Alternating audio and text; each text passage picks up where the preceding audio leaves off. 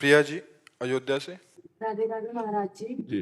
राधे राधे महाराज जी। महाराज जी, मैं पुलिस में कार्यरत हूँ। महाराज जी, जीवन में बहुत अधिक उतार चढ़ाव आ रहे हैं। चुनौतियों का सामना करने के लिए आंतरिक मजबूती मैं कैसे लाऊं? खुद को भगवत मार्ग पे प्रारंभ करना चाहती हूँ। हाँ, नाम जप में नाम जप बल है। जितना नाम जप करोगी उतना बलवान हो जाओगी।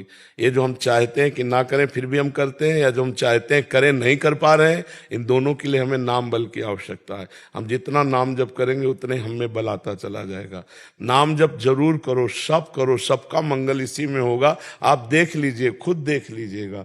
और नाम जप नहीं तो बातों से काम, क्रोध, लोभ, मोह, मद मत्सर इनको नहीं जीत सकते आप। ये बहुत सुबट है, 1 मिनट में बड़े अच्छे अच्छे को घुटने में ला देते हैं। इसलिए नाम जप जितना अधिक करोगे उतना ही आनंद आपको रहेगा। देखो नाम जप का कितना बड़ा बल होता है।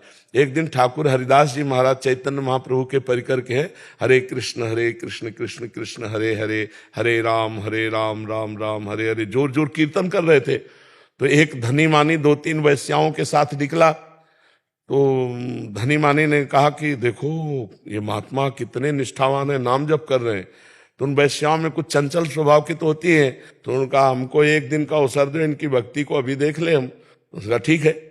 और नव युवती श्रृंगार करके गई। अब वो हरे कृष्ण कृष्ण कृष्ण हरे जोर जोर बोलते थे ऐसे। वो गई ऐसे करके बैठी। तो उन्होंने देखा, देखते ही समझ गए। भगवत भक्तों के पास भगवत कृपा से इतना ज्ञान होता है कि कौन किस भाव से आया है, समझ गए। तो बस हरे कृष्ण कृष्ण। वो कहती रुको आप हमसे बात करो। हरे कृष्ण। पूरा रात हो गई वो महात्मा को देखना, हरे कृष्ण। दूसरे दिन फिर श्रृंगार करके आई, तीसरे दिन फिर श्रृंगार करके आई, और तीसरे दिन रो पड़ी। जब रो पड़ी तब रुके। कहा क्या कहना चाहती थी? बोले अब तो सब बह गया। 3 दिन से कीर्तन सुन रही हूं, मैंने ऐसा ऐसा निश्चय किया था कि आपको भ्रष्ट कर दूंगी, लेकिन आज मुझे इतना पश्चाताप हो रहा है कि आप जैसे निर्मल महात्मा के प्रति दोष दृष्टि, भगवान मेरा उद्धार कैसे होगा? मैं नीच वैश्या हूं। तो उनका हरे कृष्ण बोलो, इसी से तुम्हारा भी उद्धार हो। वो उसी दिन से परम भागवत बन गई। और महाराज तो स्वयं परम भागवत है। नाम का बल देखो, एकांत स्थान, और वो आई है सहयोग काम का लेकर के भ्रष्ट करने के लिए। तो अब वहां कोई प्रश्नवाचक चिन्ह था ही नहीं। जवान साधु थे तो भ्रष्ट होने में कोई देर, लेकिन नाम में इतना सुख है कि भोग में अरुचि, और भोगासक्त वैश्या को भी भोगों से अरुच करा के वहां भागवत बना दिया। नाम में बड़ी सामर्थ्य है। आप नाम की सामर्थ्य को आश्चर्यचकित होकर मानोगे ही नहीं कि ऐसी कहां होती नाम में सामर्थ्य। एक केवल राम जी, भक्तमाल का चरित्र है। केवल राम जी, जिनको कुबा केवल राम जी कहते हैं, वो गरीब भगत थे। उनका स्वभाव था जहां वो संतों को देखते दौड़ पड़ते, चरण में प्रणाम करना, घर लाना, चरणोदक उतारना, और जो रूखा सूखा बने सो पवाना। तो जब संतों को आदर मिलता है तो दूसरे संतों से चर्चा करते हैं। तो एक अयोध्या से बड़ी भगवान श्री राम जी की मंडली संतों की उधर से गुजर रही थी। तो पूछा भाई केवल राम जी का घर कौन सा है, बड़े भगत हैं भाई यहाँ। तो केवल राम जी ने जब सुना संत मंडली आई, अरे आज तो नाच पड़े कि आज तो बहुत से संत, खूब आदर पूर्वक घर, पर खाने को नहीं। अब उन्होंने पत्नी से कहा कि गरीब आदमी थे, अब 1-2 संत हो तो कुछ बने, अब जहां 50 संत हैं। तो पत्नी से कहा अब क्या हो सकता है? भगवान आज इतनी बड़ी कृपा की कि इतनी संत मंडली हमारे घर आई, आज पवाने के लिए कुछ नहीं है। तब पत्नी से कहा तुम इनको बैठा लो, मैं कोई ना कोई उपाय करता हूं। तो गए, एक धनी मानी से बात की। तो लोग जब किसी को गरीब देखते हैं, असहाय देखते हैं, तो उसका दुरुपयोग भी कर बैठते हैं। अत्यंत आवश्यकता, वो बिल्कुल गिड़गिड़ा रहे थे कि आज हमारे अगर संतों का भोजन हो गया तो तुम कहोगे तो हम जीवन भर तुम्हारी गुलामी करेंगे, आज संत ना भूखे जाएं। तो उनका हमारे एक कुआं खोदवाना है, आप पति पत्नी कुआं खोद देना और हम जो कहोगे संतों को पवा देंगे। तो घी, दाल, आटा सब संतों के लिए ले गए और खूब चक पवाया। जब संत चले गए तब उन्होंने कहा तो मिट्टी, उस समय 60 हाथ 70 हाथ खोदना तब कुआं खुद पाता था। अब वो दोनों राम फावड़ा मारते, वो तसला में रखती राम, और उठा के ले, पति पत्नी दोनों भगत राम राम राम राम कहते हुए 40 हाथ खोद लिए।